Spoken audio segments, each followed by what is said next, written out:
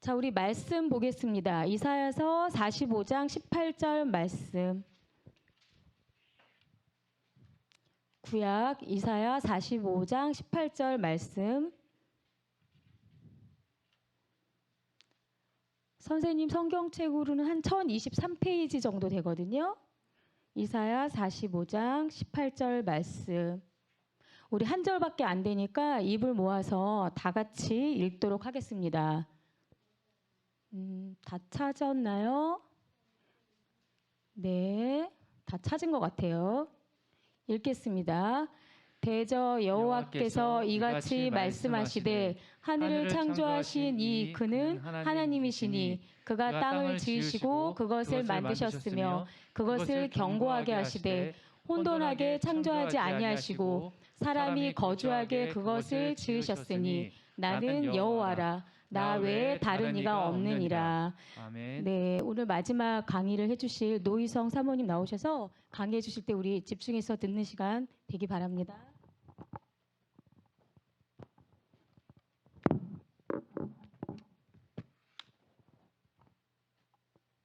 자, 우리 친구들. 이제 마지막 강의로 만나게 되었네요. 와, 우리 친구들 많이 나왔다. 그리고 줌으로도 또 많은 친구들이 들어와 있는 것 같아요. 오늘 혹시 마지막 강의 주제 알고 있어요? 제목. 오, 어떻게 알고 있었어요? 네, 그래요. 오늘은 지구에 대해서 그리고 좀 우주에 대해서 이렇게 얘기를 해보려고 해요. 사실 우리 친구들은 학교에서 굉장히 많은 것들을 이미 배우고 있어요. 근데 그 배우는 것하고 배우는 거는 아는 거잖아요. 그죠? 예. 배우는 거는 아는 거고 그 다음에 하나님은 뭐 하는 거예요? 굳이 말하자면 뭐라고 얘기하고 싶어요? 공부는 배우는 거고 하나님은 믿는 거죠. 그죠? 예. 근데 우리가 믿는 거라고만 생각하면은 조금 곤란해요. 하나님은 우리가 믿는 분이시지만 또 알아가야 되는 분이에요. 그리고 하나님이 하나님 자신을 우리에게 알려주시기 위해서 우리에게 뭘 주셨다 그랬죠? 선생님이 맨 첫날 그 얘기부터 시작했는데 혹시 알아요? 기억나요? 하나님을 알아야 되는데 하나님이 안 보여서 만나서 이렇게 얘기 나누고 이런 방식으로는 안 되잖아요. 그죠? 그럼 내가 편지 쓰면 하나님이 나한테 또 답장도 써주시고 그러면 좋은데 또 그런 방식으로도 안 되잖아요. 그래서 하나님이 우리에게 하나님을 알려주시기 위해서 뭘 주셨다 그랬죠? 그쵸? 성경 말씀을 주셨다 그랬어요. 하나님이 직접 알려주시는 거죠. 그런데 만약에 세상에서 뭐 스티브 잡스나 아니면 플라톤이나 소크라테스처럼 세상에서 똑똑하다고 하고 훌륭하다고 하는 그런 사람들이 뭐 우리보다 좀 똑똑할 것 같아요. 그죠? 또 천재들도 있잖아요. 아인슈타인 같은 천재들도 있어요. 그런 천재들이 하나님은 이런 분입니다. 이렇게 써가지고 우리한테 알려주면 그게 100% 하나님에 대해서 알려주는 걸까요? 그렇지 않겠죠. 왜냐하면 적어도 우리는 뭘 알고 있어요? 이 세상에서 가장 똑똑하고 천재라고 하는 그런 많이 안다고 하는 사람보다 하나님이 훨씬 크시고 훨씬 지혜로우신 분이라는 것을 알 수 있죠. 알죠? 예. 그래서 얼마큼 지혜롭냐, 얼마큼 위대하냐라고 했을 때 하나님한테는 우리가 어떤 표현을 쓰냐면 무궁하다. 무궁하다가 뭔 말인지 알아요? 끝이 없다는 뜻이야. 끝이 없어. 영원하다는 거죠. 그죠? 예. 끝이 없을 만큼 능력이 있으시고 끝이 없는 지혜를 가지신 분이기 때문에 우리 같은 사람은 아무리 사람 중에 훌륭하고 똑똑하고 위대한 사람일지라도 하나님에 대해서 정확하게 알 수가 없어요. 그렇기 때문에 하나님은 우리에게 하나님을 알려주시기 원했다면은 직접 알려주셨겠죠. 내가 너희한테 내가 누군지 직접 알려줄게. 그렇게 해서 주신 책이 바로 성경책이기 때문에 우리 하나님을 믿는 것이지만 하나님을 또 아는 것이어야 돼요. 근데 믿는 것과 아는 것이 서로 다르면 안 돼. 같아야 되는 거예요. 그죠? 예. 믿고 아는 것이 서로 다른 것도 많아요. 그런데 하나님은 진실하신 분이고 진짜야. 그야말로 진짜. 하나님은 진짜기 때문에 우리가 믿는 것하고 아는 것이 따로따로 되지 않아요. 같은 분인 거예요. 그래서 하나님이 천국에 있다면 진짜 있는 거고 하나님이 지옥에 있다면 진짜 있는 건 거예요. 그래서 믿는 것과 아는 것이 같아야 되는데 문제는 뭐냐면 우리가 학교에서 배우는 그리고 세상에서 가르쳐준 지식 중에 굉장히 많은 부분은 좋은 지식이에요. 그런데 일부분 사람들은 다 완전한 사실을 알 수가 없기 때문에, 그렇죠? 우리가 완전한 걸 알 수가 없어. 완전한 걸 알 수 없기 때문에 그 안에는 거짓된 것도 포함되어 있고 잘못된 것도 포함되어 있단 말이죠. 그런데 우리가 그걸 분별을 하지 못하면 어떻게 될까요? 하나님을 믿는 것과 아는 것에 나쁜 영향을 주게 되는 거예요. 그래서 이렇게 우리가 학교에서 굉장히 많은 것들을 배우고 있어요. 우리 친구들이. 그리고 공부도 열심히 하잖아요. 그렇죠? 예. 그리고 많은 뭐 인터넷이나 TV를 통해서 정보를 얻어요. 근데 그 모든 것들을 알아갈 때 반드시 성경과 함께 우리가 하나님을 믿는 것과 일치를 시켜가야 돼. 여기는 노력이 필요해요. 굉장히 노력이 필요해요. 그래서 우리 친구들이 마음과 뜻과 힘을 다해서 눈에 힘을 주세요. 우리 친구들. 내가 누굴 한 명을 지금 바라보고 있는데 나를 쳐다볼 때까지 내가 그 친구를 쳐다볼 거야.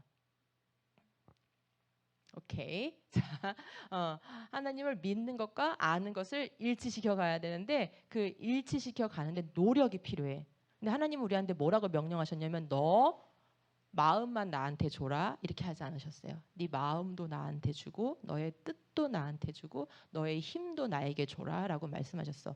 마음을 다해서 힘을 다해서 뜻을 다해서 우리가 하나님을 사랑해야 되는 거예요. 예. 그래서 여러분이 열심히 하나님을 알아가는 것도 하나님을 사랑하는 거고 이렇게 예배 시간에 나와서 앉아 있는 것도 하나님을 사랑하는 거고 탬버린을 들고 경쾌하게 반주를 하는 것도 하나님을 사랑하는 거고 열심히 공부하는 것도 하나님을 사랑하는 거예요. 예, 우리가 할 수 있는 모든 것은 다 하나님을 사랑하는데 사용될 수가 있어요. 자, 오늘 그래서 우리 친구들이 우주와 지구에 대해서 이미 학교에서 많은 것들을 배우고 있고 배워갈 건데 그것에도 하나님의 말씀과 더불어서 우리가 알아야 되는 것들이 있어요. 그것들을 좀 나눌게요. 자, 네. 우리가 다섯째 날, 여섯째 날 하나님 생물을 창조하시고 사람을 창조하신 것에서 배웠어요. 넷째 날 하나님께서 뭘 만드셨죠? 해달별을 만드셨죠? 그죠? 예. 넷째 날 이렇게 해와 달과 근데 성경에는 큰 광명체, 작은 광명체 그리고 별들을 만드시고 이렇게 말씀이 나오는데 한번 같이 읽어볼게요. 시작. 하나님이 말씀하시기를 하늘 창공에 빛나는 것들이 생겨서 낮과 밤을 가르고 계절과 날과 해를 나타내는 표가 되어라. 또 하늘 창공에 있는 빛나는 것들은 땅을 환히 비추어라 하시니 그대로 되었다. 이게 넷째 날 하나님이 하신 말씀인데 하나님이 왜 저기 우주 공간에 엄청난 그 공간에다가 천체들을 만드셨는지를 말씀해 주고 있어요.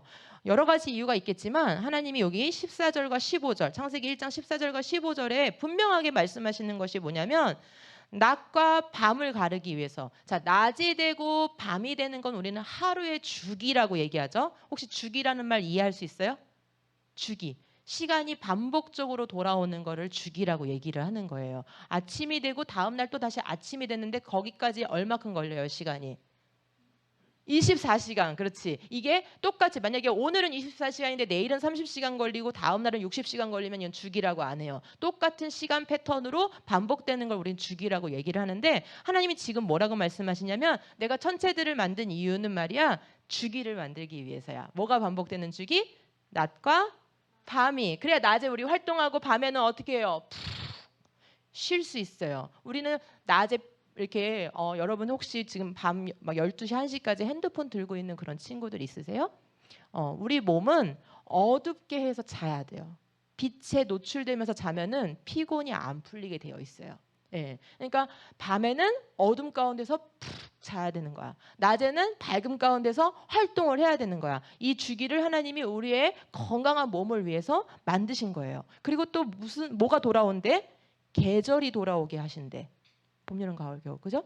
날이 바로 오늘 지금 얘기했던 하루죠. 낮과 밤이 반복되는 거. 데이, 날. 그다음에 해는 year. 그죠? 1년이 돌아오게 만드는 거. 이렇게 시간을 주기적으로 우리가 측정할 수 있게 하기 위해서 천체를 만드셨다고 얘기를 하고 있고 그다음에 우린 또 뭐가 필요해요? 강압성을 하려면 빛이 필요하죠. 그죠? 우리가 여기서 지구에서 얻는 에너지의 대부분은 태양 빛으로부터 오게끔 하나님 만드셨어요. 왜? 지구에서 우리가 모든 활동들을 하고 일을 하려면 에너지들이 필요하니까 그 에너지를 공급하시기 위해서 또 빛을 창조하셨다라고 말씀하시는 거예요. 그래서 지금 넷째 날 하나님께서 태양을 만드시니까 첫째 날부터 있었던 지구가 태양을 중심으로 돌게 됐다고 그랬었죠? 예, 그래서 1년이란 주기가 반복되게 하셨고, 그리고 달을 만들어서 달이 지구를 중심으로 돌게 하셔서 한 달이라는 주기를 만들게 하셨고, 그래서 우리가 월, 그치? 1월, 2월, 월이라고 얘기할 때 월이 달이죠. 그 한 달, 한 달을 계산하면서 살아갈 수 있도록 하셨고, 지구가 자전하면서 낮과 밤이 반복되게 하셔서 하루라는 주기를 만들어 주신 거예요. 이거에 따라서 우리는 시간을 재면서 살아가는 거예요. 자, 그런데 아시죠? 우리 친구들. 지금 이런 모습은 우리가 볼 수 있는 모습이에요, 아니에요? 배워서 아는 모습이지 우리가 우주 공간으로 나가가지고 지구가 이렇게 지금 돌고 있구나 하고 보고 있는 모습이 아니잖아요. 지금은 이제 천문학이라든지 우주 과학이 많이 발달했으니까 로켓도 쏘고 인공위성도 띄워가지고 이런 지구 바깥에서 지구를 비춰주는 사진도 찍고 이러니까 우리가 많은 지식을 얻게 됐지만 아주 과거에는 이 모습을 보고 있었던 게 아니고 지금도 우리는 이 모습을 보고 있는 게 아니고 뭘 보고 있어요? 이렇게 보고 있는 거야. 그죠? 해가 나를 중심으로 해서 떴다가 져요. 그죠? 하루에 낮과 밤이 반복되는 주기가 뭐냐면 내가 태양을 돌고 있는 걸 느끼지 못하고 우리는 그냥 눈으로 보는 건 태양이 나를 중심으로 떴다가 지는 요걸 본단 말이에요.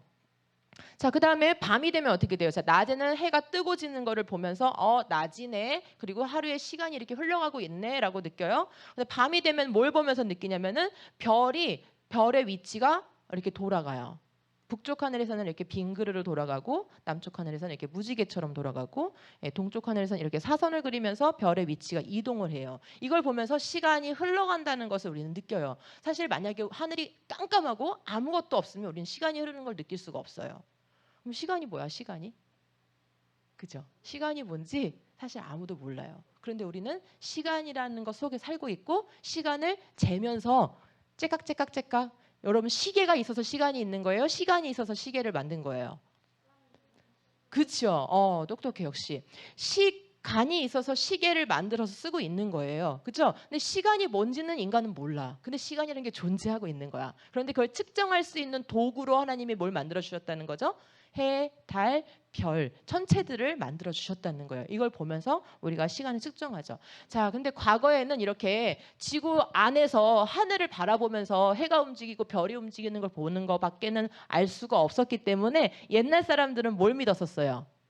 학교에서 배웠을 거야. 옛날 사람들은 지구가 태양을 중심으로 돈다는 걸 몰랐고 모든 천체가 지구를 중심으로 돈다고 믿었어요. 왜? 내가 보니까 태양이 날 중심으로 돌고 별들이 날 중심으로 돌고 있잖아. 그래서 천동설을 믿었었죠. 그죠?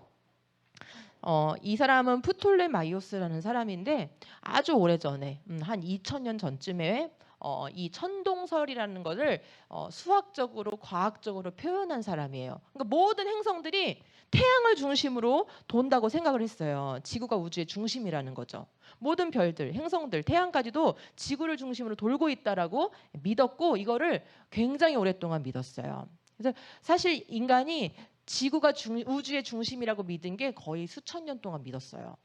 그런데 1400년대에 이 사람은 코페르니쿠스라는 사람인데 이 사람이 성경을 아주 열심히 믿었던 사람이에요. 그리고 사실은 원래는 목사님이 되는 게 꿈이었었어요. 근데 수학을 잘하고 또 이 천체를 관측하는 걸 좋아해서 이걸 연구를 하다 보니까 그동안 오랫동안 믿어왔던 이 지구가 중심이고 지구를 중심으로 태양도 나를 돌고 있고 별들도 나를 돌고 있다고 생각한 이 생각이 잘못된 거라는 거. 왜? 그걸로는 이해가 안 되는 현상이 많았거든요. 말이 되는 것 같은데 안 되는 게 많았어요. 그래서 그런데 내가 생각한 대로 생각하면 지구가 태양을 오히려 돌고 있다고 생각하면 해결되는 게 많은 거예요. 그래서 그런 주장을 했는데 당시의 사람들은 그 과거의 믿음, 그 믿음에 갇혀 있어가지고 코페르니쿠스가 얘기하는 걸 받아들이질 않았어요. 그런데 시간이 흘러가지고 이분도 역시 성경을 아주 그대로 믿었던 분이에요. 하나님을 아주 사랑하고 말씀을 사랑했던 사람인데 누구냐면 케플러라는 사람이 이 사람은 수학을 아주 잘하는 사람이었어요. 그리고 꿈이 목사님이었어. 둘이 똑같죠? 그죠? 예.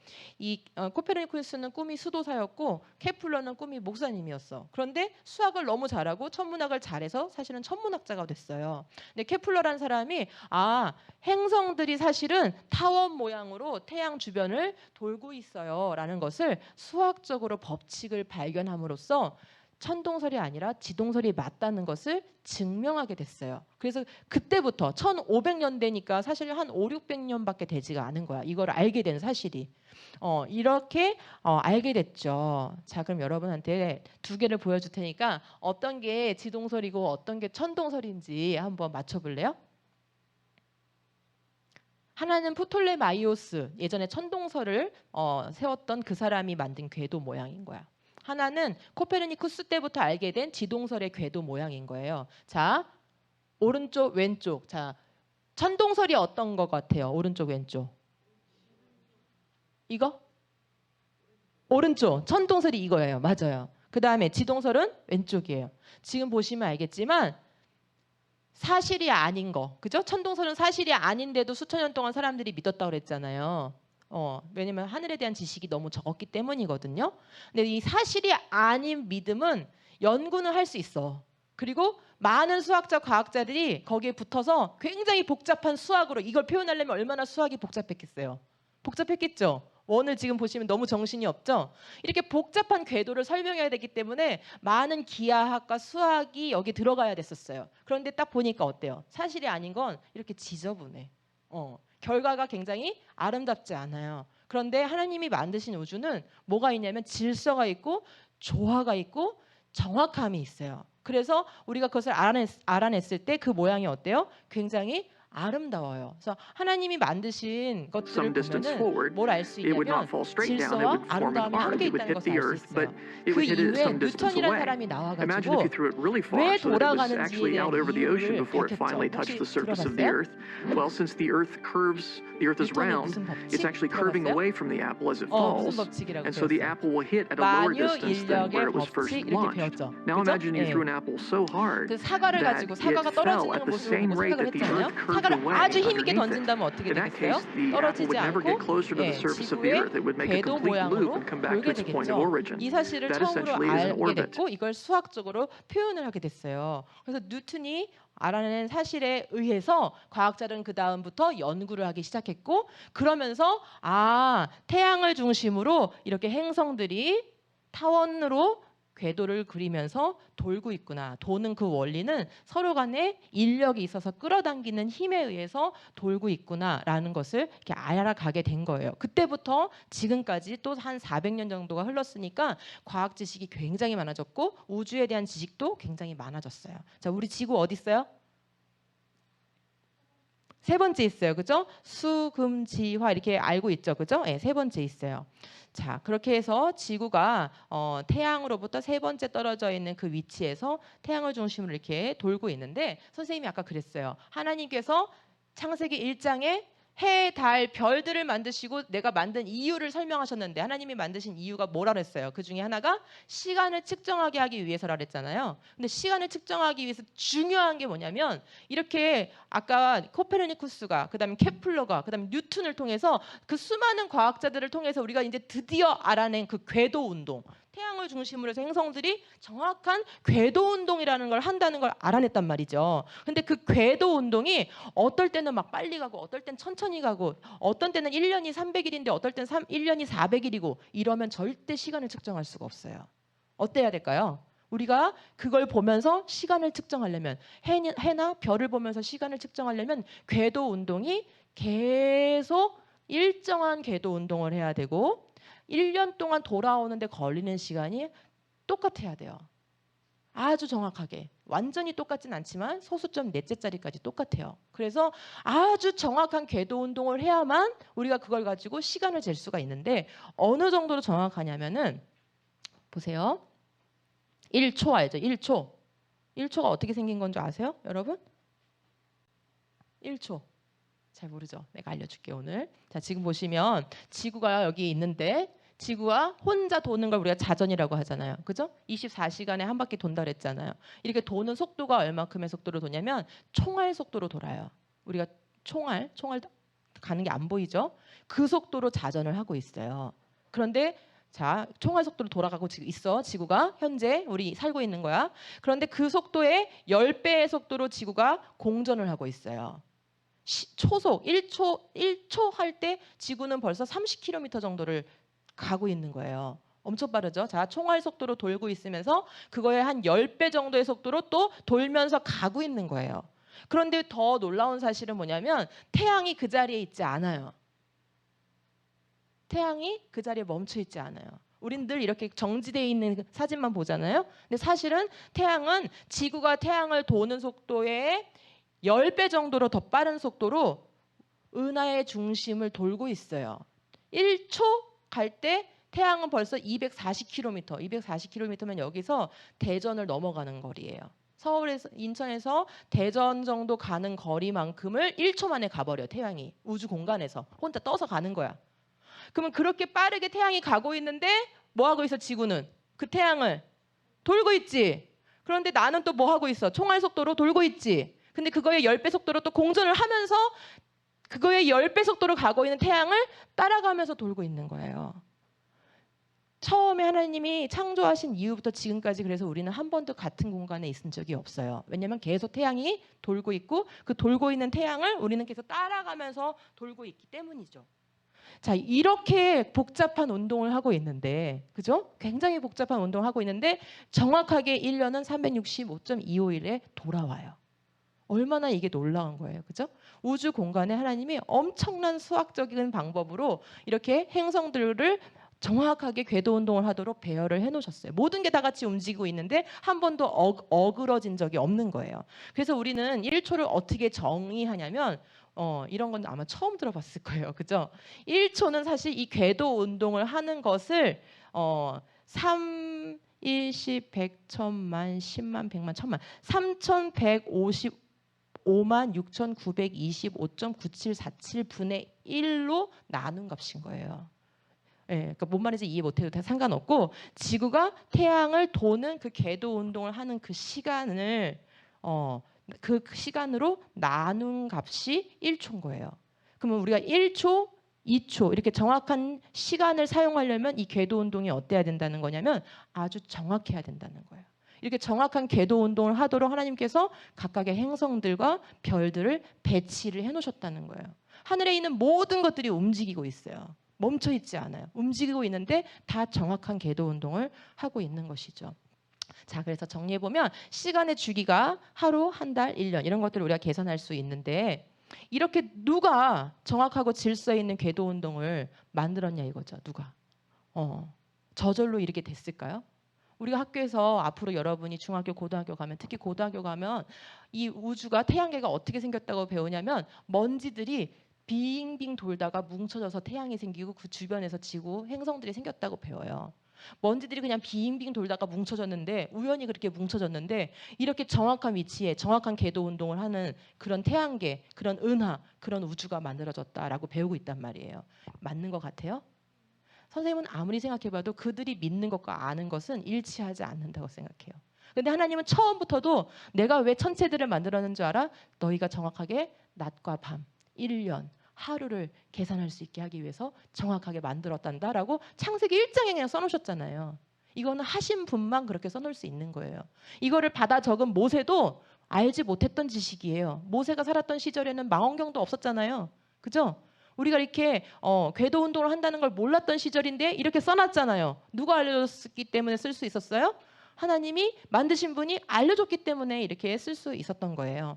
자, 일주일은 그러면 뭘 보고 알았을까? 자, 하루는 지구가 자전하니까 생겨요. 낮과 밤에 반복돼요. 한 달은 달이 우리를 중심으로 도니까 반복돼요. 1년은 우리가 태양을 중심으로 도니까 반복되는 거 이제 알았어요. 자, 그런데 문제는 우리가 일주일 단위로 살고 있잖아. 그죠? 일주일은 뭘 보고 알게 된 거예요? 일주일이 돌아오는데 한 달을 4로 나눴을까? 그러면 짜투리가 남잖아. 29일, 30일, 31일이 남잖아. 그죠? 정확하게 안 떨어지죠? 일주일은 뭘 보고 알았을까? 7일을 주기로 도는 무슨 별이나 행성이 있을까요? 우주에 어떤 것도 7일을 주기로 운동하고 있지 않아요. 우리가 뭘 보고 만든 주기가 아니에요. 그런데 우리 전 지구가 뭐 하고 있어요? 일주일을 주기로 살고 있죠? 근데 그 일주일이 어떻게 만들어졌는지 그거 어디 써 있어요? 성경에 써 있어요. 뭐라고요? 같이 읽어볼게요. 시작. 하나님이 그 일곱째 날을 복되게 하사 거룩하게 하셨으니. 이거 언제 하신 말씀이냐면 하나님이 6일 동안 창조하시고 창조 다 끝나고 다음 날, 그러니까 일곱째 날이죠. 일곱째 날 되셨을 때 얘들아, 그때 누가 있었어요? 일곱째 날에 누가 있었어요? 아담과 하와가 있잖아. 얘들아, 이제 내가 창조 다 마쳤다. 너희들은 내가 다 만들어 놓은 이 창조 세계를 누리기만 하면 돼. 너희들에게 이 모든 거 다 맡겼다. 그리고 내가 다 창조했다는 것을 너희들이 기억하게 하기 위해서 하나님을 기억하는 날, 하나님이 창조하신 것을 찬양하는 날, 그 날, 일곱째 날을 내가 복되게 했다. 너희들의 생명은 내가 준 거란다 하면서 그 일곱째 날을 만드셨어. 하나님이. 그렇기 때문에 우리가 일주일이 있다는 거는 어디에만 있는 거냐면 성경에만 있는 거예요. 일주일의 주기로 우리가 살아갈 수 있도록 만드셨다는 건 하나님만이 우리에게 알려주신 거예요. 그래서 십계명을 하나님이 이스라엘 백성들한테 주실 때 뭐라고 말씀하셨냐면은 이는 여세 동안에 나 여호와가 하늘과 땅과 바다와 그 가운데 모든 것을 만들고 일곱째 날에 쉬었기 때문에. 하나님이 사실 쉼이 필요해요, 안 필요해요?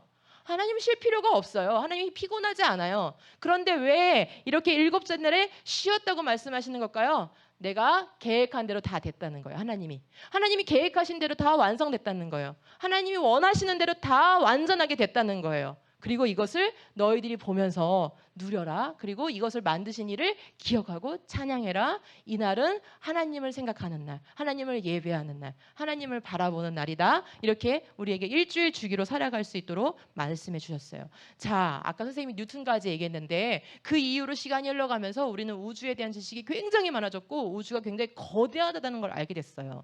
이런 은하 하나에, 우리도 은하 안에 있죠. 이런 은하 하나에 별이 수천억 개가 있어요. 그런데 이렇게 수천억 개의 별이 있는 이런 은하가 다시 우주에 수천억 개가 있어요. 그러니까 이 우주 공간에는 이런 은하들이 수천억 개가 있는데 그 은하 하나에 또 별이 천억 개씩 있는 거야.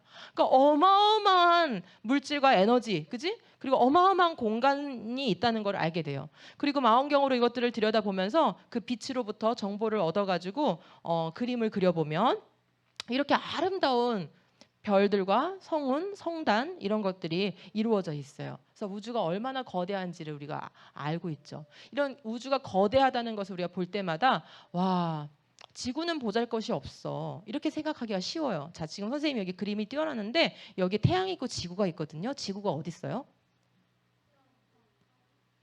까만 점 하나 보여요? 그게 지구예요. 만약에 태양 옆에다 지구를 갖다 놓으면 저 정도 크기밖에 안 돼요. 태양 안에 지구가 100만 개 들어갈 수 있는 크기가 태양이에요. 그러니까 이렇게 우리가 우주에 대한 지식이 많아지고 우주가 굉장히 광대하다는 것을 알게 되면 하나님을 안 믿는 사람들은 어떻게 표현하냐면 지구는 보잘것이 없어. 이 우주가 얼마나 큰데 지구는 먼지 티끌에 불과해. 이렇게 생각할 수가 있어요.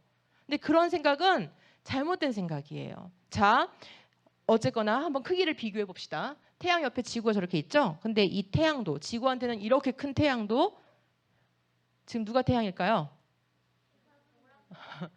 이거 우리 은하에 있는 별인데, 우리가 살고 있는 이 은하 속에 있는 별이에요. 아크투루스라는 별인데 태양 옆에 가면은 아크투루스 이렇게 커요. 태양의 100배 정도 커요. 자, 그다음에 또 한번 가볼까요?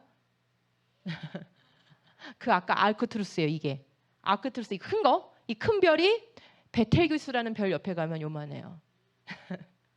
그거에 또 한 100배 정도 커요. 이 베텔기우스도 이 슈퍼 자이언트라는 별 옆에 가면 요만해요. 그렇죠? 예. 네. 우리 은하에 이런 별들이 있어요. 우리가 살고 있는 은하 안에만. 수천억 개의 별들이 이렇게 크기가 다양하고 어마어마해요. 우린 태양이 엄청 크다고 생각하고 과거의 사람들이 뭘 섬겼어요? 지금도 태양을 섬기는 문화가 많이 남아 있어요. 그죠? 태양도 우주 안에서는 별거 아니야. 지구가 보잘것 없다고요? 그렇게 따지면 태양도 별거 아니야. 그렇게 따지면 별들도 다 별거 아니야. 왜? 우주 얼마나 큰데. 은하도 별거 아니야. 왜? 은하가 수천억 개인데. 그렇죠? 뭐가 위대한 거예요? 뭐가? 별이 위대한 거예요? 태양이 위대한 거예요? 아니요. 그것을 다 만드신 하나님이 위대하신 거예요. 그죠? 그래서 이렇게 다양한 크기와 색깔과 빛을 내는 별들이 엄청나게 많다는 것을 우리는 알고 있어요. 그리고 알아가고 있어요. 근데 하나님이 이렇게 말씀하세요. 같이 읽어요. 시작. 너희는 고개를 들어서 저 위를 바라보아라. 누가 이 모든 별을 창조하였느냐?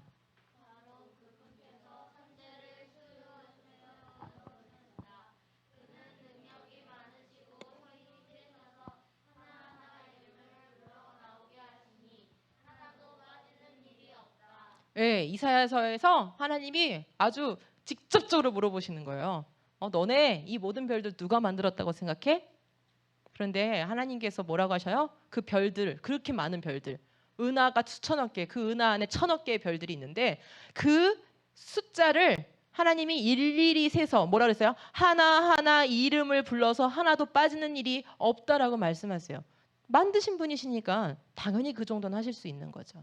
그렇죠? 예. 자, 그럼 우리는 어디에 살 수 있을까? 한번 생각해 봅시다. 우리 너무 지구에 당연히 살고 있지만 요즘에 너무나 많은 내용들이 마치 우리가 우주 어디에도 또 가서 살 수 있는 것처럼 그렇게 우리를 생각하게 만드는 내용들이 많기 때문에 이 내용을 선생님이 알려주려고 해요. 우리는 어디에서 사는 게 좋을까요? 어디에 살 수 있을까요? 어디에 살게 될까요? 에? 자, 지금 여기가 우리의 위치예요. 우리 은하는 이렇게 아름답게 생겼어요. 나선 은하라고 얘기하죠. 이렇게 나선 은하의 그 팔 부분에 태양이 있고 그 태양 주변에 지구가 돌고 있어요. 자, 그런데요.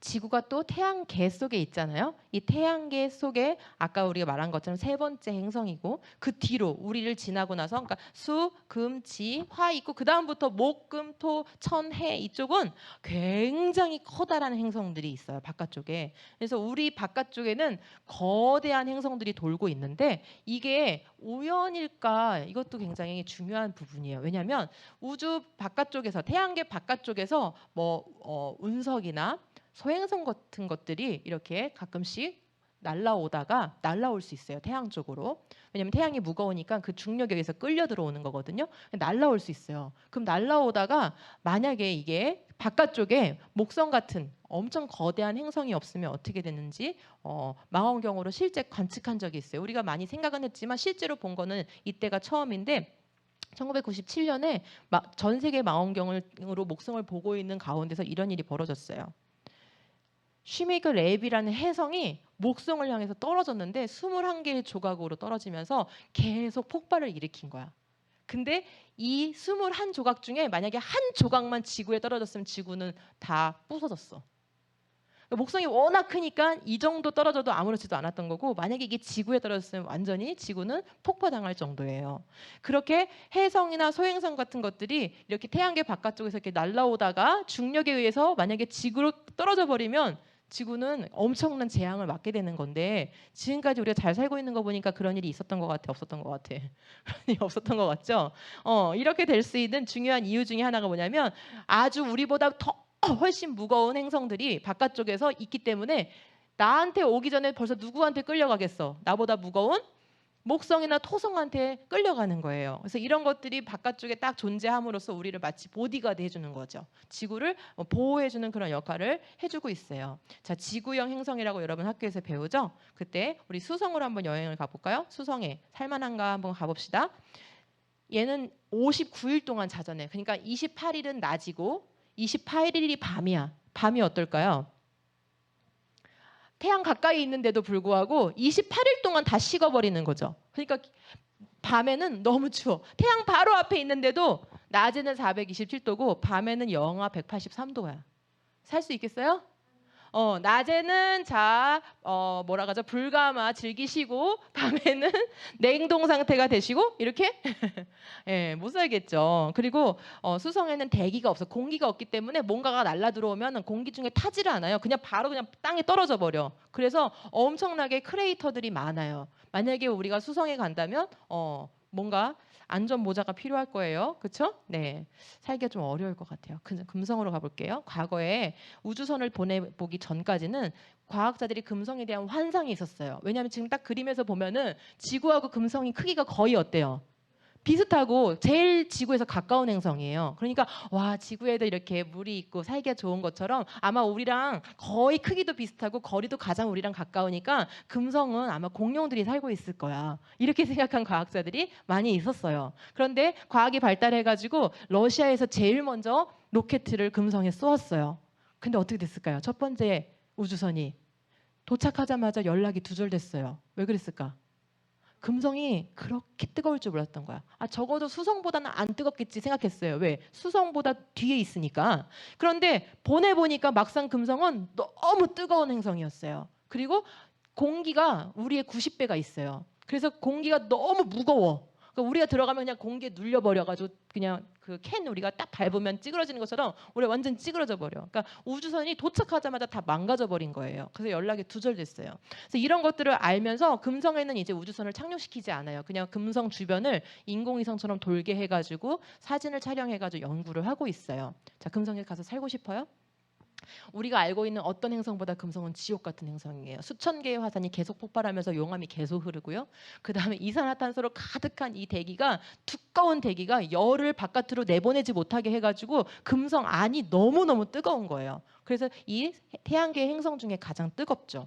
그리고 거기다가 이 공기 중에는 숨을 한 번만 쉬면 내 폐를 다 녹여버릴 그런 황산구름이 막 둥둥 떠 있어요. 한 방울만 떨어뜨리면 이렇게 되는 거예요. 이 황산이라는 물질은 한 방울만 떨어뜨리면 이렇게 타버려, 천이. 그러니까 내가 만약에 거기서 숨을 쉰다, 그럼 어떻게 되겠어? 숨 쉬기 전에 이미 다 얼굴이 다 일그러졌겠죠, 그죠? 예, 이런 공기가 떠 있어요. 예, 되게 좀 여행 좀 가보고 싶어요? 화성은 어때요? 화성은 생각보다 좀 작아요. 그리고 평균 기온이 영하 27도예요. 뭐 두꺼운 파카 입고 살면 좀 살만할까요? 그런데 중요한 건 너무 중력이, 그러니까 작으니까 중력이 작아요. 그래서 표면에 물을 놓을 수가 없어. 만약에 물이 있었다면, 화성 표면에 물이 있었다면 어떻게 될까요? 다 증발을 해버려요. 왜냐하면 너무 중력이 작아서 증발이 너무 빨리빨리 돼. 그래서 화성 표면에는 물이 남아있을 수가 없는 거예요. 이 물을 잡아 당겨주는 힘이 있어야 되는데 화성은 그만한 힘을 갖고 있지가 않아요. 그래서 화성의 사진들을 그 우주선들이 보내온 걸 보면 어때요? 시뻘게 가지고 아주 황량한 그런 사진들이 나오잖아요. 그 이유가 너무 건조하기 때문이에요. 그러니까 지구의 사막보다도 훨씬 건조한 상태로 말라 있는 거예요. 그래서 여러분이 화성 가서 물을 마시고 싶으면 어떻게 해야 될까요? 자, 목이 너무 말라. 황량한 화성에 내가 버려졌어. 자, 어떻게 해야 될까요? 물을 먹고 싶어. 땅을 일단 파야 돼. 땅을 막 파가지고 그다음에 그 흙을 태워. 그다음에 태울 때 여기 이렇게 유리관을 씌우고 태워요. 그러면 그 흙에서 아주 조금 남아 있는 수증기가 올라올 거예요. 그 수증기가 그 유리 표면에 붙어가지고 요만한 물방울이 맺힐 거예요. 그거를 먹어야 돼요. 화성에서 물을 먹는 건 거의 힘든 일이에요. 자, 이런 곳에서 여러분 살고 싶나요? 그렇죠? 자, 목성으로 한번 가볼까요? 이제 그러면 저 뒤에 거대한 목성. 목성은 우리가 아무리 커도 살 수가 없어요. 왜냐하면 땅이 있어야 우리가 발 딛고 살고 집을 짓잖아요. 목, 토, 천, 해. 얘네들은 거대하긴 한데 모두 다 얼음, 알갱이하고 가스로 되어 있어요. 그러니까 밟을 수가 없어. 사실은 표면이 있지만 그 표면이 우리가 밟을 수 있는 이런 땅이 아니에요.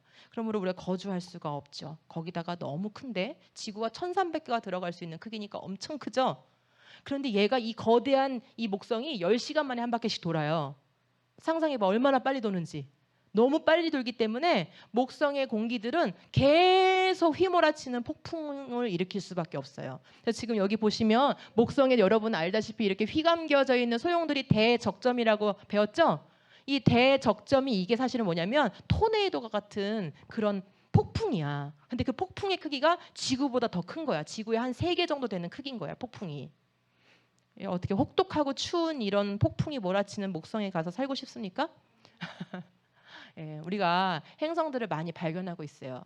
우주 바깥에서 다른 은하에서 또 우리 은하의 여러 곳에서 다른 외계 행성들을 많이 발견하면서 과학자들과 또 신문이나 뉴스에서는 이런 보도를 많이 해요.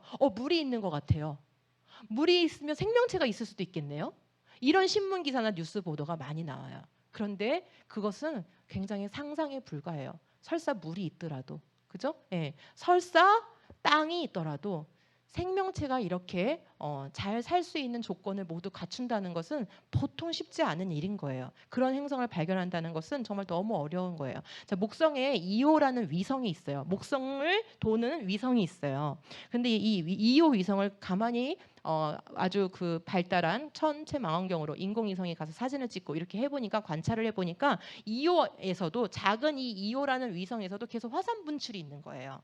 근데 이걸 연구를 해보니까 끊임없이 화산 분출을 하는 것을 계산을 해보니까 만약에 태양계가 우리가 학교에서 뭐라고 배우죠? 태양계가 몇 년 됐다고 배워요? 45억 년 됐다고 배우잖아요. 그치? 45억 년이 만약에 됐다면 이오는 어땠어야 되냐면 이 정도의 속도로 계속 화산을 분출했다면은 자기의 몸체의 40배 이상의 화산을 폭발시켰어야 돼요. 그런 일은 있을 수가 없죠. 아무리 화산 폭발을 해도 자기의 행성보다 더 많은 양을 분출할 수는 없는 거예요. 그죠? 정말 이렇게 작은 위성이 왜 아직도 화산 활동이 살아있는 걸까? 과학자들은 미스테리예요. 저 과학자들은 어저께 모두 보고 미스테리였어요.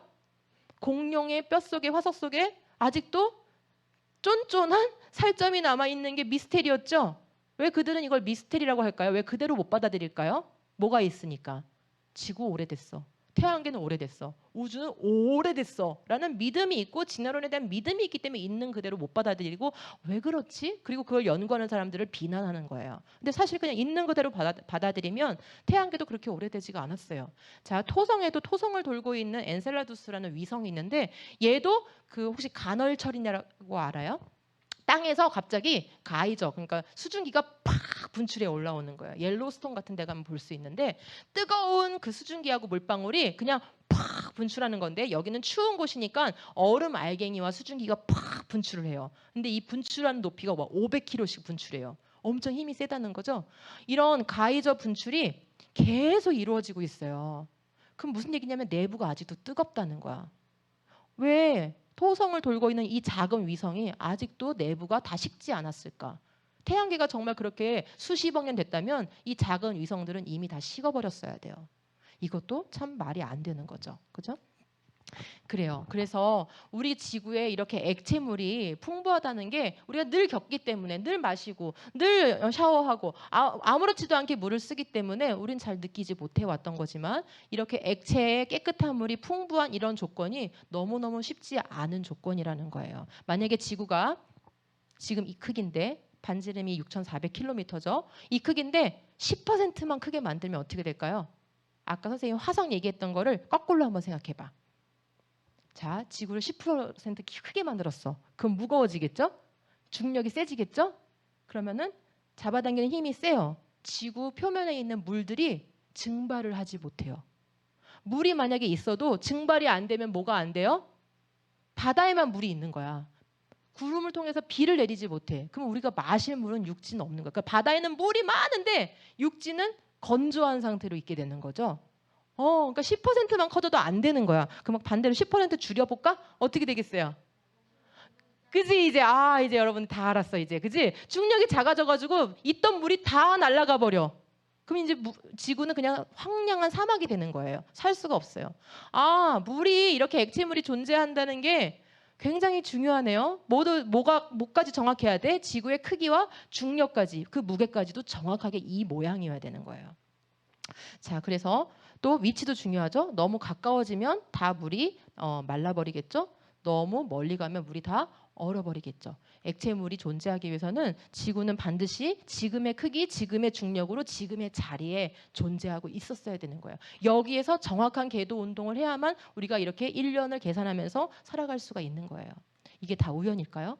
이렇게 한 달이 만들어지는 이 달은 우리한테 한 달을 계산하게만 하는 게 아니에요. 이 달이 정확한 크기와 정확한 위치로 여기서 돌고 있어요. 우리한테 38만 킬로미터 떨어져 있는데 이 위치에 있어야 돼요. 만약에 좀만 더 가까워지면 어떻게 될까요? 달이 10%만 가까워지면 우리는 어떻게 하면 되냐면 하루에 2번씩 높은 곳으로 대피하면 돼요.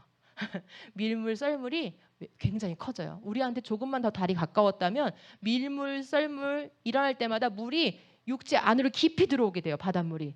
그래서 우리는 하루에 2번씩 대피를 해야 돼. 그렇지 않죠, 우리 그죠? 예. 지금 그 크기로 그 자리에 있어서 우리를 돌아야 지금 적당한 이 정도의 밀물 썰물을 일으킬 수가 있어요. 달과 지구 사이에서 잡아당기는 힘 때문에 밀물 썰물이 일어나는 건 알고 있죠? 예. 이게 적당하게 이루어지기 때문에 바다가 끊임없이 산소가 공급이 되고 바다 안에 끊임없이 생태계가 유지가 되는 거예요. 바다가 없으면 그리고 바다에 수많은 그런 생물들이 없다면 우리가 이렇게 또 잘 살 수가 없겠죠. 태양도 굉장히 중요해요. 태양이 아까 우주의 수많은 별들 중에 하나라고 했잖아요. 그런데 굉장히 독특하다는 걸 알게 됐어요.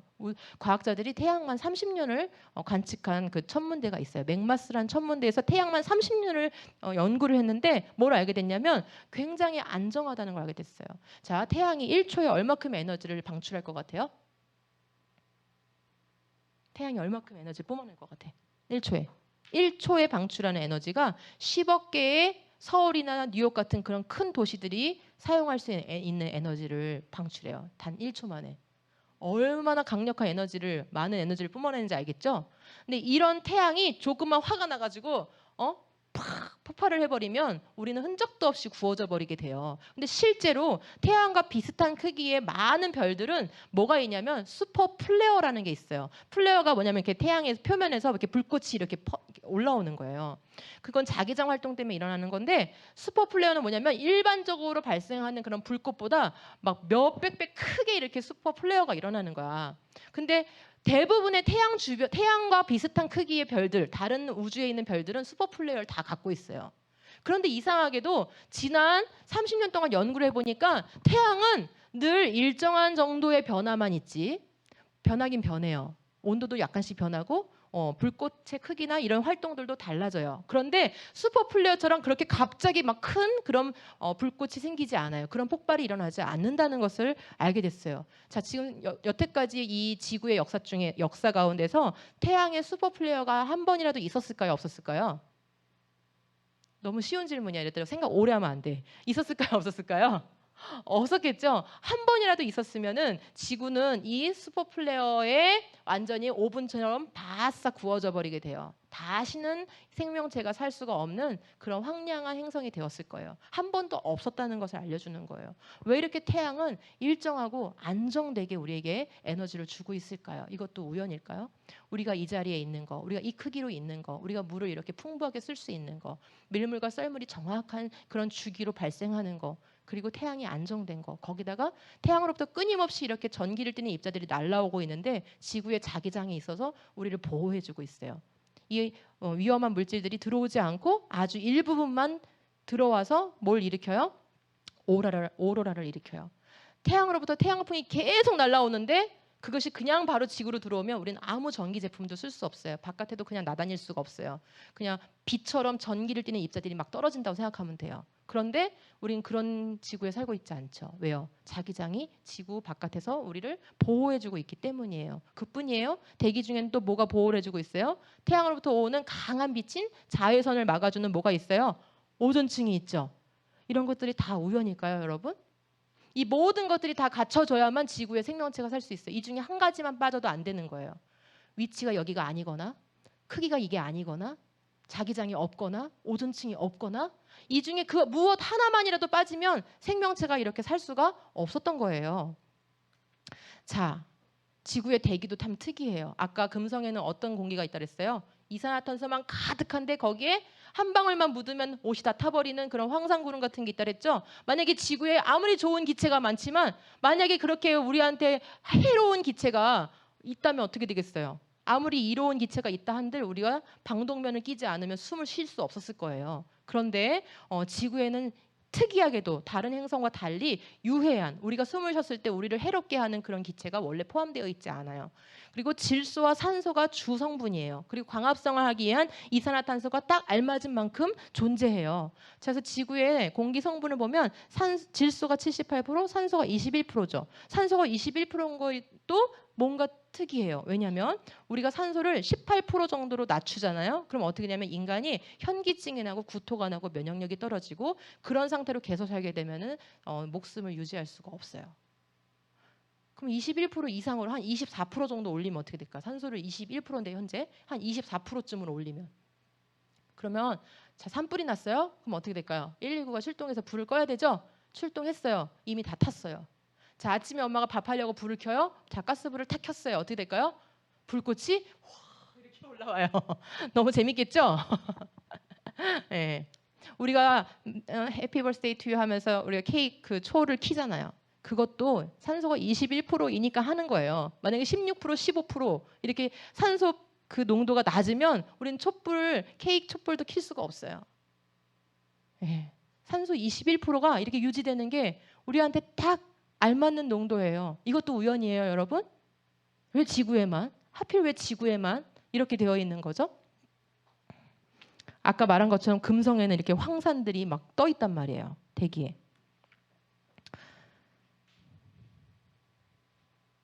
산소 21%를 유지하기 위해서 뭐가 제일 중요할 것 같아요? 혹시 알아요? 지구 공기가 산소 21%를 유지하고 있잖아. 뭐가 중요할 것 같아?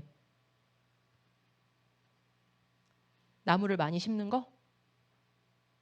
아마존을 해치지 않는 거? 우리 그렇게 듣고 있죠? 근데 산소 22%를 유지하는 가장 중요한 것들은 뭐냐면 바다 위에 떠 있는 플랑크톤들이에요. 바다 위에 떠 있는 그 바다가 얼마나 넓어? 지구의 3분의 2가 바다잖아. 그 표면의 바다 위에 전부 다 이 플랑크톤들이 떠 있는데 그 플랑크톤들이 식물성 플랑크톤들이 광합성을 해가지고 산소를 공기에다 계속 공급을 해주는 거예요. 근데 많이 되면은 광합성을 덜 하고요. 공기 중에 산소가 적으면은 광합성을 더 많이 하게끔 이렇게 복잡한 시스템이 움직여요. 여러분이 뭐 한 거 있어요, 여기? 산소 공장을 우리가 만들었나요? 산소 농도를 조절하기 위해서 우리가 뭘 했나요? 과학자들이 연구했나요? 아니에요. 지구에 원래 이런 시스템이 갖춰져 있는 거예요. 이것도 우연이에요, 여러분? 우리가 지구에 살고 있는 게 결코 우연이 아니에요. 여러분 이걸 알고 싶다면, 우리가 얼마나 축복된 곳에 살고 있는지 알고 싶다면 우주인이 한번 돼보세요. 100kg짜리 장비를 해야 돼요. 천은 13겹짜리 옷을 입어야 돼요. 금으로 도금된 이 헬멧을 꼭 써야만 해요. 산소통을 매여야 돼요. 오줌 마려우면 오줌 빼줘야 돼요. 압력을 맞춰줘야 돼요. 압력이 안 맞으면 세포가 고장나 버려요. 이 모든 장비를 100kg짜리 장비를 하고도 우주에 최대 8시간밖에 나가 있을 수가 없어요. 근데 여러분은 지금 몇 시간 지구에 살았어요? 이런 모든 장비 필요 없이 우리는 자유롭게 계속 살고 있잖아요. 왜? 이 모든 게 저절로 갖춰져 있었으니까. 그죠? 신기하지 않아요? In the beginning, God created the heavens and the earth. God established the grass and herbs and trees, and He created the lights and the firmaments of the heavens to divide the day from the night, and for seasons and for days and years. God created the creatures of the sea and the birds of the earth, and He created the land animals, each according to its kind. And last, He created man in His own image and likeness. And then God saw everything He had made, and indeed it was very good. 네, 하나님이 이렇게 6일 동안 우리에게 완벽한 우주와 완벽한 지구를 창조해 주셨어요. 같이 말씀 읽을게요. 시작.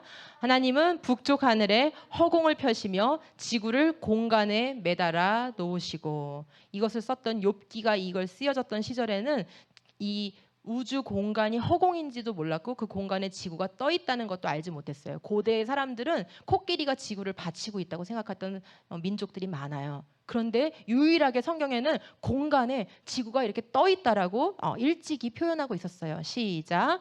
그가 땅을 지으시고 그것을 만드셨으며 그것을 견고하게 하시되 혼돈하게 창조하지 아니하시고 사람이 거주하게 그것을 지으셨으니 나는 여호와라 나 외에 다른 이가 없느니라. 하나님이 지구를 뭐하게 만드셨대요?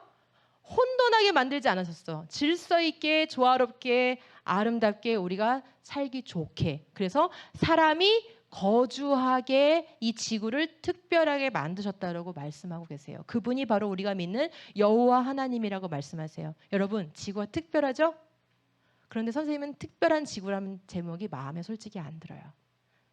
예, 특별한 지구가 아니라 사실은 어떤 지구예요? 이 엄청난 광대한 우주 속에 하나님이 하나님의 형상인 사람이 살도록 유일하게 만드신 유일한 지구예요. 저는 이렇게 얘기를 하고 싶어요. 자, 같이 읽어봅시다. 시작. 만물이 그로 말미암아 지은 바 되었으니 지은 것이 하나도 그가 없이는 된 것이 없느니라. 여러분, 이 모든 만물을 누가 지으셨대요? 그가 누구야? 하나님이신데, 하나님 맞는데 요한복음 1장 3절이다. 누구를 소개하는 곳이냐면 요한복음 1장은 예수 그리스도를 소개하는 곳이에요. 자, 그러니까 만물이 그로 말미암아 지은 바 되었으니 누가 지으셨다는 거예요? 예수님이 지으셨다는 거예요. 누가 없이는 된 게 아니라는 거예요. 예수님이 다 하셨다는 거예요. 자, 이 우주 만물, 이 지구, 이 모든 것을 창조하신 분이 바로 예수님인데, 예수님이 구원하시기 위해서 이 땅에 오셨다는 거예요. 그러니까 우리가 믿는 예수님은 누구세요? 창조주 하나님이세요. 창조주 하나님이 사람의 모양이 돼서 이 땅에 오셨다는 거예요. 자, 그런데 하나님이 뭐라고 말씀하셨냐면 이거죠. 모든 하나님을 잃어버린 모든 민족들은 다 해, 달, 별을 섬겼어요. 그래서 그들의 나라의 국기를 보면 다 뭐가 그려져 있어요? 해나 달이나 별들이 그려져 있죠. 그대로부터 하나님을 잃어버린 민족들은 태양이 너무 위대해 보이는 거야. 별들이 너무 위대해 보이는 거야. 그죠? 근데 하나님은 우리들에게 이렇게 말씀하셨어요. 이스라엘 백성들에게 다른 신들을 찾아가서 섬기며 내가 명하지 않은 해나 달이나 하늘의 모든 천체에 엎드려 절하는 사람들이 생길 거야. 근데 이렇게 하면 너희들 내 백성이 이렇게 하면 어떻게 하라고 하셨을 것 같아요? 혹시 알아요? 예. 그 다음 절을 보니까 성문 바깥으로 끌어내어 돌로 쳐서 죽여라라고 하셨어요. 해, 달, 별 섬기면 하나님이 죽이라고 하셨어요. 왜 그럴까요? 이게 왜 이렇게 중요한 문제일까요? 또 하나님이 죽이라고 하신 명령이 있어요. 뭐 어기면 또 죽이라고 했어요? 이스라엘 백성들한테 안식일, 일곱째 날마다 쉬는 이 안식일을 어기면 죽이라고 했어요. 왜 그랬을까요? 해, 달, 별 섬기고 안식일 어기는 게 그렇게 중요한 거예요? 왜 중요할까요? 이거를 어기는 순간 사람은 뭘 잃어버리게 돼 있냐면 창조주 하나님을 잃어버리게 돼 있어요. 그래서 창조주 하나님을 기억하게 하기 위해서 안식일을 지키게 하신 거고, 일주일에 한 번씩 우리가 예배를 드리게 하신 거고, 하나님을 기억하게 하신 거예요. 그리고 절대로 눈에 보이는 것들을 섬기지 못하게 하신 거예요. 자, 그런데 이렇게 창조하시고 이 땅에 오셨던 예수님께서 장차 내가 다시 오실 거라고 말씀하시면서 이런 말씀을 하셨어요. 자, 이제 마무리를 해볼게요. 같이 읽읍시다. 시작. 그리고 해와 달과 별들에서 징조들이 나타나고 땅에서는 민족들이 바다와 파도의 성난 소리 때문에 어쩔 줄을 몰라서 괴로워할 것이다. 그 징조가 뭐냐면 시작. 사람들은 세상에 닥쳐올 일들을 예상하고 무서워서 기절할 것이다. 하늘의 세력들이 흔들릴 것이기 때문이다. 여기서 하늘의 세력들이 바로 아까 말했던 해, 달, 별, 천체들인 거예요. 그러니까 예수님이 오시기 전에 징조가 있을 건데 그 사인이 뭐라는 거예요? 해, 달, 별들, 우주에 있는 이런 것들이 흔들려 버릴 거라는 거예요. 정확한 계도 운동을 하도록 만들어 놓으셨는데 하나님이 다시 오실 때, 예수님이 다시 오실 때에는 그 모든 법칙들이 뭔가 문제가 생겨서 우주에 뭔가 문제가 생겨서 얘네들이 흔들리게 될 거라고 얘기를 하고 있어요. 이런 일이 만약에 일어난다면 여러분 어때요? 여러분 무서워하겠어요? 기절하겠어요? 여기 있잖아요. 사람들은 세상에 닥쳐올 일들을 예상하고 무서워서 기절해버릴 거라 돼 있잖아요. 왜? 세상이 끝날 거니까. 근데 여러분 어떻게 할래요? 이런 일을 보게 된다면, 여러분이 살아있을 때 이런 일을 보게 된다면 어떻게 하실래요? 무서워서 도망가겠어요? 굴 속으로 피하겠어요? 아니에요. 하나님을 믿지 않는 사람들은 무서워서 기절해버릴 정도로 너무 두렵겠지만 나를 믿는 너희들은 자 같이 읽읍시다. 시작. 그때 사람들은 인자가 큰 권능과 영광을 띠고 구름을 타고 오는 것을 볼 것이다. 예수님이 구름 타고 다시 오실 것을 너희들은 보게 될 것이다 라고 얘기하고 있어요. 그리고 너희의 머리를 들어라 라고 말씀하고 계세요. 왜? 너희들의 구원이 가까웠기 때문이다 라고 얘기하고 계세요. 이 말씀을 믿나요? 네, 우리가 지난 3일 동안, 지난 토요일과 어제와 오늘 이렇게 3일 동안 하나님의 창조에 대해서 이렇게 알아봤어요. 이 우주 만물 모든 것, 하늘과 땅과 그 안에 있는 이 모든 것들은 위대하신 우리 하나님께서 지으신 거고 그분이 우리의 아버지신 거예요. 우리는 그분의 형상인 거예요. 그런데 우리가 범죄에서 죽을 수밖에 없게 됐을 때, 생명이신 하나님께로부터 끊어졌을 때 하나님은 어떻게 하셨어요? 창조주이신 분이 이 땅에 직접 오신 거예요. 그리고 그런 곳은 지구밖에 없어요. 다른 곳에 인간이나 또는 어떤 지적인 생명체나 또는 어떤 무슨 ET 같은 존재가 살고 있는 게 아니에요. 왜요? 하나님이 다시 예수님께서 구원하시기 위해서 다시 이 지구로 오시겠다고 약속하셨잖아요. 그리고 그땐 뭐 한다 그랬어요? 이 우주에 있는 그것들이 흔들려 버릴 거라고 했잖아요. 만약에 우주 어딘가에 외계인 같은 존재가 살고 있다면 어떻게 되겠어요? 그렇게 말씀하시지 않았겠죠? 그죠? 오직 하나님의 관심은 이 우주에서, 이 광대한 우주에서 어디에 있는 거예요? 이 지구에 있는 거예요. 왜? 이 지구에 누가 살고 있으니까. 하나님의 형상이 살고 있으니까. 하나님의 관심은 이 우주에서 오직 여러분인 거예요. 하나님을 믿는 여러분들이 하나님을 끊임없이 사랑하고 하나님을 끊임없이 바라보고 하나님만이 나의 구원자라고 고백하고 있다면 세상에 무슨 일이 생겨도, 다시 말하면 해, 달, 별들이 흔들릴 정도의 일이 생겨도 우리는 끄떡없는 거예요. 그분이 우리를 구원하실 거니까요. 기다려지세요? 기다려지면 아멘 해봅시다. 기다려지세요? 네, 이것을 믿고 기다리고 내가 중학교를 가도 고등학교를 가도 대학교를 가도 또 취업을 해도 애기 엄마가 되고 애기 아빠가 돼도 어떤 일이 벌어져도 하나님을 떠나지 않고 교회를 떠나지 않고 하나님만을 바라보는 사람이 되겠습니다. 이렇게 고백하는 여러분들이 되기 바랍니다. 아멘. 예, 기도하고 마치겠습니다. 기도합시다. 기도할 때 엎드리지 마세요. 우리 친구들이 이제 슬슬 초등학교 고학년이 되면 기도 시간에 엎드리는 사람들이 생기고 중학교 가서 예배드리면 기도 시간에 엎드려버리는 친구들이 참 많아요. 그리고 예배 시간에 핸드폰 쓰는 친구들이 생겨요. 이렇게 위대하신 창조주 하나님 앞에, 그죠? 이 우주에서 지구를 보고 계시고 지구에서 여러분을 보고 계시고 여러분의 예배를 받으신다는 것이 우리가 감사해야 될 일인 거야. 하나님이 우리한테 감사할 일이 아니야. 맞지? 우리가 감사해야 될 일인 거야. 그 위대하신 분이 왜 나 같은 사람의 예배를 받으셔? 그렇죠? 기도 시간에 태도를 바꾸지 마세요. 여러분이 대학생이 돼도 고등학생이 돼도 하나님은 그렇게 하찮은 분이 아니에요.